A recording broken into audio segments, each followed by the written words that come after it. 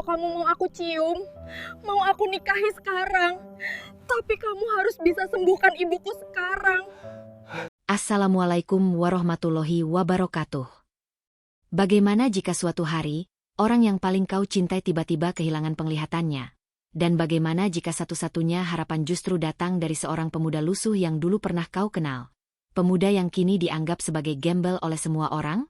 Sebelum kita mulai, kami doakan yang subscribe dan like supaya dilancarkan rezekinya, dilunaskan hutangnya, dan kalian dari kota mana nih? Komen amin di bawah ya.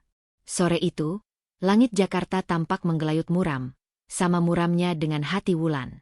Sirene lalu lalang, klakson kendaraan, suara manusia berbaur menjadi gumaman tak jelas. Namun bagi Wulan, semua suara itu hanya seperti gema jauh yang tak penting. Ia duduk diam di kursi plastik ruang tunggu rumah sakit, menatap lantai yang dingin dan tanpa warna. Di hadapannya, ibunya terbaring di ranjang dengan kedua mata tertutup perban putih tebal. Setiap kali perban itu bergerak sedikit, Wulan serasa ditusuk jarum ke dadanya. Ibu Wulan, Nur Hayati, wanita lembut yang selalu tersenyum dan jarang mengeluh, kini hanya bisa meraba kasur, tembok, dan tangan Wulan untuk memastikan keberadaan anaknya. "Lan, kamu di sini, kan?" Suara ibunya bergetar. "Di sini, Bu. Aku nggak kemana-mana," jawab Wulan sambil menggenggam tangan ibunya erat, menyembunyikan getar suaranya. Padahal sehari sebelumnya, sang ibu masih bisa melihat meski kabur. Hari ini, ia nyaris buta total. Semuanya terjadi begitu cepat. Pintu ruangan terbuka. Dokter Arif, spesialis mata senior, masuk dengan wajah lelah. 2 hari terakhir ia bekerja tanpa istirahat, mencoba memahami penyakit aneh yang menyerang mata ibu Wulan. Tapi hasilnya nihil. "Wulan," panggilnya pelan. Tubuh Wulan langsung menegang. Ia berdiri tegak, memberi hormat kecil sebagai refleks kebiasaannya sebagai polwan. "Bagaimana kondisi ibu saya, Dok?" Ia bertanya dengan suara yang dipaksakan stabil, meski hatinya gemetar. Dokter Arif menghela napas panjang, duduk, lalu meletakkan berkas hasil pemeriksaan di pangkuannya. Hasil scan, MRI, analisis retina, bahkan pemeriksaan saraf. Semuanya tidak menunjukkan kerusakan yang signifikan, katanya. Wulan mengernyit. "Lalu kenapa ibu saya tidak bisa melihat?" "Itu masalahnya." Suara dokter menurun. "Kami tidak tahu." "Tidak tahu." Wulan memegang dada. "Tapi dokter, kan selalu punya jawaban. Selalu ada diagnosis." "Kami sudah berusaha, Wulan." Nada Arif berat, seolah ia sendiri malu mengucapkannya. "Kami tidak tahu penyakitnya, dan..." Ia menghentikan kalimatnya, menatap Wulan yang menegang bagai batu. Hingga sore itu, sore yang akan mengubah hidup seluruh keluarga mereka, suara gaduh terdengar di halaman rumah. "Siapa tuh? Gembel dari mana?" seru tetangga. Kok berani-beraninya masuk ke halaman rumah orang? Wulan yang sedang mencuci tangan di dapur langsung keluar dengan langkah cepat. Dan di depan pintu rumah, berdiri seorang pemuda yang tampak lusuh. Baju kusam penuh debu. Sandal jepit aus. Rambut acak-acakan. Wajah penuh peluh. Di punggungnya, sebuah tas kecil berisi botol-botol kaca herbal. Pemuda itu tersenyum begitu melihat Wulan. Senyumnya lembut, tulus, dan familiar. "Wulan," katanya pelan. "Kamu masih ingat aku?" Wulan mengerutkan kening. "Kamu, siapa?" Pemuda itu memegang dadanya sendiri dan tertawa kecil. "Satria, teman SMPMU. Yang dulu sering kamu belain dari tukang buli itu." Wulan terbelalak. Satria? Anak pendiam yang dulu sering ia bantu? Yang pindah sekolah tiba-tiba dan hilang kontak bertahun-tahun? Namun sebelum ia sempat merespons, para tetangga sudah bersuara. "Ngapain dia datang ke sini? Pasti mau minta duit. Dasar gembel." Satria tidak marah. Ia hanya meletakkan tas kecilnya dan berkata lembut. "Aku dengar ibu kamu sakit. Aku datang untuk bantu. Aku bawa obat tetes mata herbal warisan keluarga." Wulan berkedip bingung. "Obat herbal?" "Iya," jawab Satria. "Boleh aku lihat kondisi ibumu?" Tetangga langsung meledak tertawa. Hahaha. Gembel mau ngobatin penyakit yang dokter aja nggak ngerti. Ngaco. Udah pergi sana. Wulan seharusnya menegur tetangga itu. Tapi hari itu, emosinya sudah kacau. Putus asa, stres, lelah, semuanya bercampur jadi satu. Ia akhirnya menatap Satria dengan nada sinis. Kamu pikir obat tetes herbal itu bisa menyembuhkan penyakit yang dokter spesialis aja angkat tangan? Satria mengangguk pelan. Aku mau coba, Lan. Itu membuat Wulan meledak. Kalau kamu bisa sembuhin ibu saya, dengan obat itu, saya kasih apapun yang kamu mau. Tetangga langsung ramai. Wuih, poluan Wulan menantang Gembel. Ayo, mau dikasih apa tuh? Uang? Rumah? Hahaha. Namun Wulan belum selesai. Nggak cuma uang, katanya keras. Kalau kamu mau aku cium, aku cium.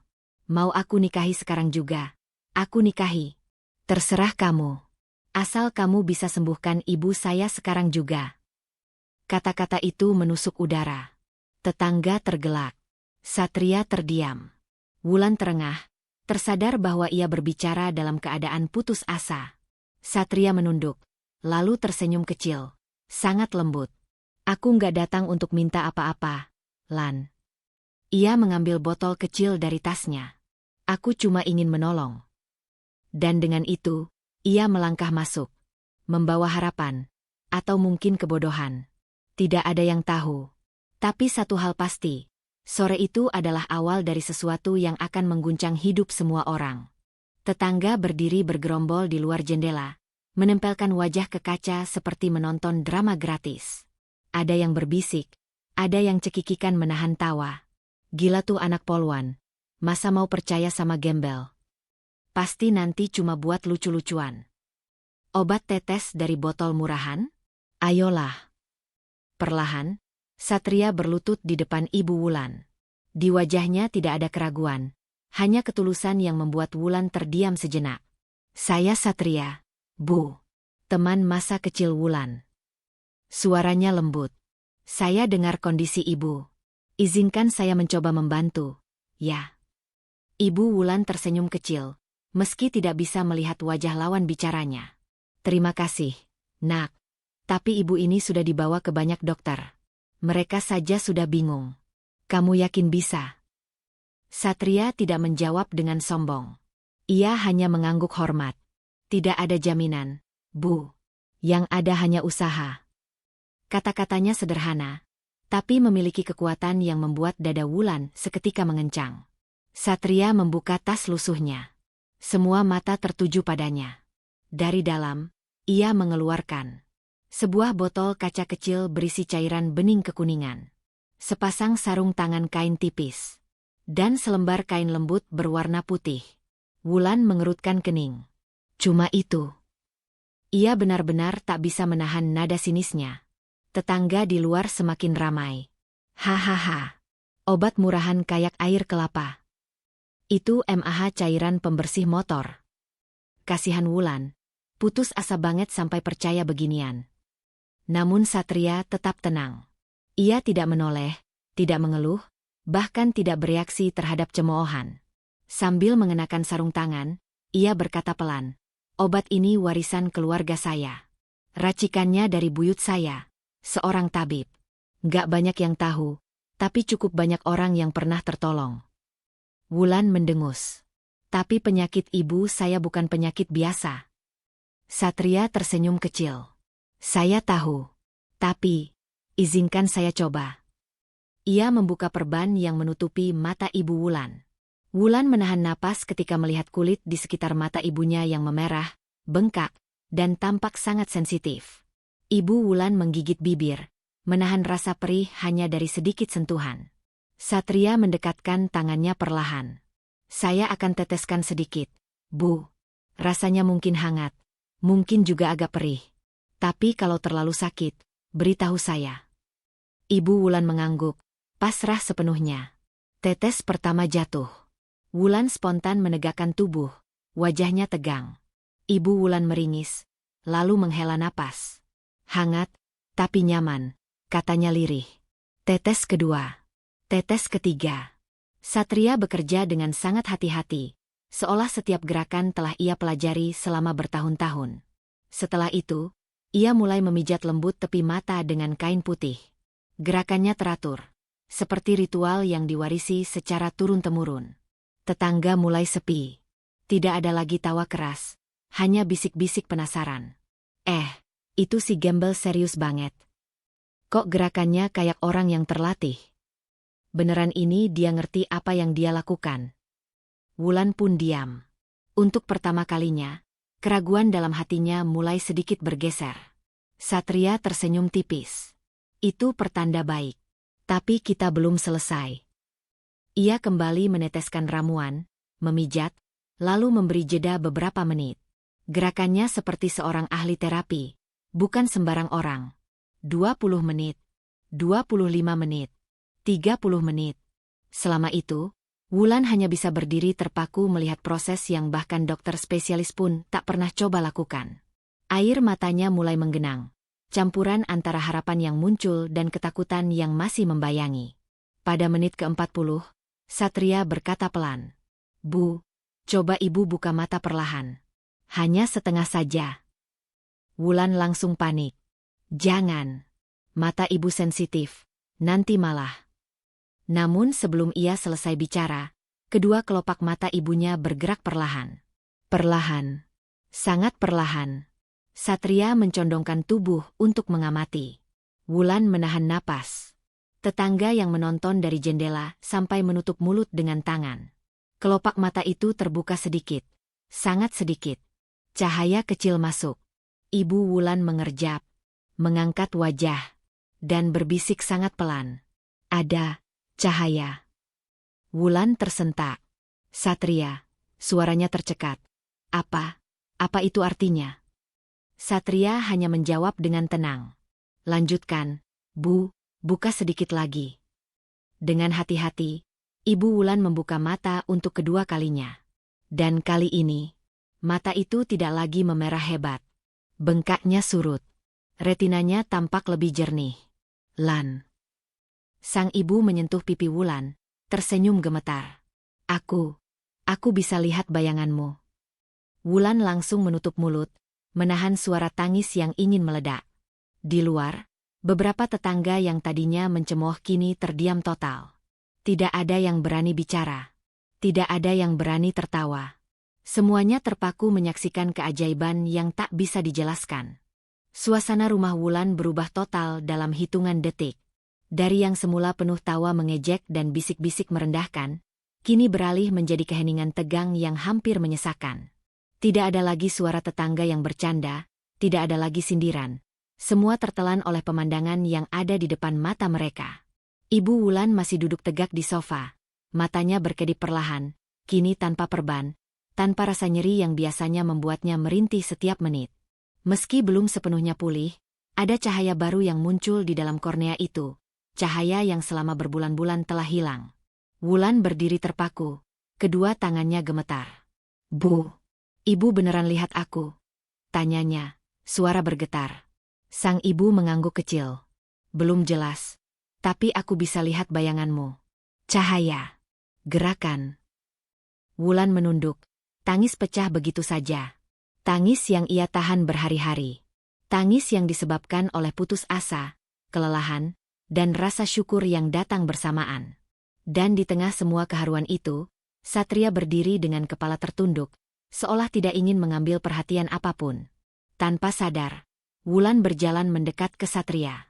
Matanya masih berkaca-kaca. "Kamu beneran bikin ini terjadi?" Suaranya nyaris berbisik, antara tercengang dan tidak percaya. Satria hanya menjawab halus, "Saya cuma coba membantu, Lan. Sisanya takdir Tuhan." Tetangga yang berdiri di luar rumah mulai bergerak mendekat, sebagian malu, sebagian penasaran. Itu beneran terjadi ya?" Bukannya tadi matanya bengkak merah. "Gila, kok bisa? Anak itu siapa sebenarnya?" Perubahan atmosfer ini membuat Wulan tiba-tiba sadar. Orang-orang yang tadi menertawakan Satria kini menatapnya dengan campuran takut dan kagum. Dan, entah kenapa, Rasa bersalah langsung menyayat dada Wulan. Dia sendiri yang paling keras mempermalukan Satria. Dia sendiri yang menertawakan ramuan herbal itu. Dia sendiri yang mengucapkan tantangan gila yang kini menghantuinya. Kalau kamu bisa sembuhin mata ibuku, aku kasih apapun yang kamu mau. Mau aku cium? Mau aku nikahi? Aku kasih sekarang juga. Wulan menelan ludah, wajahnya memanas. Satria hanya menatapnya sebentar. Tatapan lembut, tidak menuntut apapun. Lalu ia kembali ke Ibu Wulan untuk memeriksa reaksi terakhir pasca pengobatan. 4 atau 5 orang tetangga mulai masuk tanpa izin, karena tidak tahan ingin melihat lebih jelas. Suara gaduh kecil mulai terdengar di antara mereka. Apa itu obat dukun? Bukan. Kayak tetes herbal gitu. Tapi kok instan banget hasilnya. Zaman sekarang masih ada orang kayak dia. Wulan mengangkat tangan tegas. Semua mundur. Jangan ganggu. Suara lantangnya membuat semua orang langsung diam. Mereka mundur beberapa langkah, tetapi tatapan mereka tetap tak lepas dari Satria. Sementara itu, Ibu Wulan memegang tangan Satria dengan gemetar. Terima kasih, Nak. Aku tidak tahu harus bilang apa. Satria tersenyum kecil. Belum selesai, Bu. Pengobatan pertama hanya membuka jalur. Nanti akan ada sesi kedua untuk memperkuat jaringan mata. Wulan tertegun. Kamu yakin bisa lanjut? Satria mengangguk mantap. Insya Allah. Dan entah kenapa, jawaban itu menghangatkan hati Wulan lebih dari yang ia perkirakan. Ketika mereka kembali ke ruang tamu, tetangga langsung menyerbu dengan pertanyaan. Neng Wulan, janjinya gimana? Iya. Katanya mau kasih apa aja kalau sembuh. Tadi bilang nikah segala. Hahaha. Beneran loh, aku dengar sendiri. Wajah Wulan langsung memanas sampai telinga. Dia ingin marah tapi tidak bisa. Karena dia benar-benar mengatakannya. Satria hanya tertawa kecil. Tidak menunjukkan ekspresi ingin menagih. Justru ia menunduk sopan. Sudah, Bu Pak, jangan diperpanjang. Katanya tenang. Saya datang bukan untuk menagih apapun. Saya hanya ingin bantu. Kalimat itu membuat Wulan menggigit bibir. Ia tidak pernah merasa sekecil ini di hadapan seseorang. Tidak pernah merasa sedalam ini menyesal pada satu pria. Dan tidak pernah merasa segugup ini melihat seseorang yang dulu ia anggap sebatas teman kecil yang pemalu. Hari itu menjadi hari paling mengubah hidup bagi keluarga Wulan. Ibu Wulan menunjukkan kemampuan melihat yang semakin stabil setiap menit. Tetangga yang tadinya meremehkan kini diberi pelajaran besar. Dan Wulan mulai merasakan sesuatu yang dulu tidak pernah ia akui. Di teras rumah, saat semua orang mulai pulang, ia menatap Satria dari jauh. Pria sederhana yang tidak ia sangka menjadi penyelamat terbesar keluarganya. Dan dari kejauhan, Satria membalas pandangan itu dengan tatapan lembut penuh ketulusan. Semuanya baru saja dimulai. Satria berdiri pelan, siap pergi tanpa menuntut apapun. Kalau begitu, saya pamit dulu, Bu, katanya lembut. Namun Ibu Wulan langsung berdiri dan memegang tangan Satria. Nak, jangan pergi dulu. Setidaknya makan di sini. Kamu telah menolong Ibu. Ibu tidak akan membiarkan kamu pulang tanpa makan. Satria tersenyum kecil. Tidak usah, Bu. Saya. Ini perintah seorang ibu, potongnya dengan nada penuh kasih. Satria tak bisa menolak. Wulan hanya berdiri mematung, tak bisa menatapnya langsung. Jantungnya seperti diremas, bukan karena takut, tapi karena malu. Malu pada kata-katanya, tingkahnya, dan cara ia memperlakukan pemuda yang kini disanjung seluruh warga. Warga yang tadinya meremehkan Satria kini berbalik memandangnya dengan kagum. Mas, itu beneran bisa nyembuhin. Ramuan dari mana, Mas? Ajarin saya dong, saya mau buat sendiri. Tapi Satria tak sombong, tak membusungkan dada, tak berkata lantang. Ia justru merunduk. Almarhum. Kakek saya yang buat resepnya. Pak, jawabnya lembut. Saya cuma meneruskan. Jawaban itu membuat semua orang semakin terkesima. Wulan menatap adegan itu dari teras. Satria, pria yang ia kira gembel, ternyata memiliki pengetahuan yang melebihi dokter berpengalaman. Ia menyembuhkan dengan cara sederhana, tidak sombong, dan bahkan tidak menerima imbalan. Rasa kagum itu menjalar pelan-pelan, menembus lapisan gengsi Wulan yang selama ini tebal. Hingga akhirnya, dengan suara yang hampir bergetar, Satria berkata, "Aku cuma minta satu hal." Wulan menelan ludah. Satria menatap matanya langsung, dan berkata, "Izinkan aku datang ke rumah ini, bukan sebagai tamu, tapi sebagai seseorang yang ingin menjaga kalian. Setiap hari. Selamanya." Kata-kata itu membuat Wulan membeku. Itu bukan permintaan uang. Bukan permintaan hadiah. Bukan permintaan aneh seperti yang ia ucapkan saat putus asa. Permintaan itu lebih dalam, lebih berani, lebih serius. Ibunya tersenyum mengerti. Wulan tercekat. Pipinya memanas. Hatinya seperti disambar petir. Satria menunduk, menambahkan, "Tapi kalau itu terlalu berat, aku bisa pergi setelah malam ini." Ucapan itu seperti pisau. Wulan bergerak spontan, memegang lengan Satria. "Jangan pergi." Ia tak sadar betapa lirih suaranya, betapa rentan ekspresinya, sampai Satria menatapnya dengan mata membelalak. "Wulan? Jangan pergi. Aku belum tahu jawabannya, tapi aku tidak mau kamu pergi sekarang." Senyum Satria kembali muncul. Hangat, lembut, mengajarkan cara mencintai tanpa banyak bicara. Dan malam itu, Wulan sadar. Keajaiban bukan hanya terjadi pada mata ibunya. Keajaiban juga terjadi pada hatinya.